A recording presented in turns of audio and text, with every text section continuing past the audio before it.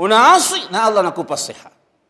Lakini pia pale pale ambapo unaasi, Mwenyezi Mungu amekupa neema nyingine,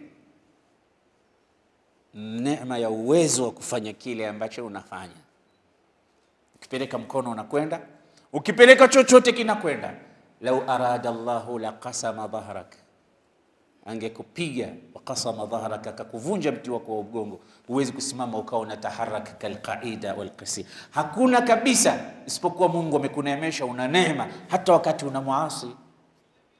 Neema ya tatu Mwenyezi Mungu amekujalia katika neema hizo, annahu yasturuk, amekustiri. Unayafanya ya kuyafanya hakuoni mtu yoyote, uko pembeni chemba kule umejificha, na Allah amekustiri. Na neema kubwa, hata mtu akipita akikuona kwa bahati mbaya, basi na Uislamu pia unamwambia mstiri huyo ndugu yako.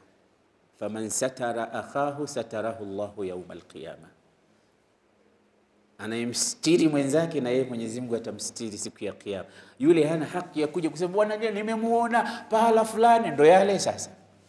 Sio njia zake. Mstiri, mfuate, mnasihi, mueleze ubaya wa mambo anayoyafanya, lakini usimualikie mitaani.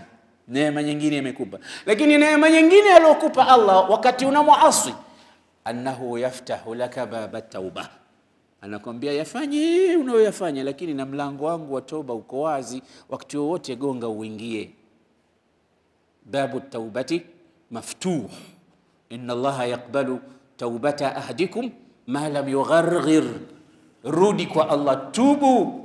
Lakini pia amekupa neema nyingine, hiyo toba hiyo ni pahala popote wakati wowote, haina masharti kwamba lazima uende Maka ndo nikusamehe makosa yako, au lazima utoe pesa kiasi fulani ndo usamehewe makosa yako. Lazima hivi popote na saa yoyote, usiku mchana. Yaftahu, wasema yabsutu yadahu bil-layli liyatuba musii'un nahar, wa yabsutu yadahu bin-nahari liyatuba musii'ul layli hatta tatlu'a ash-shamsu min maghribiha. Wakati wowote mlango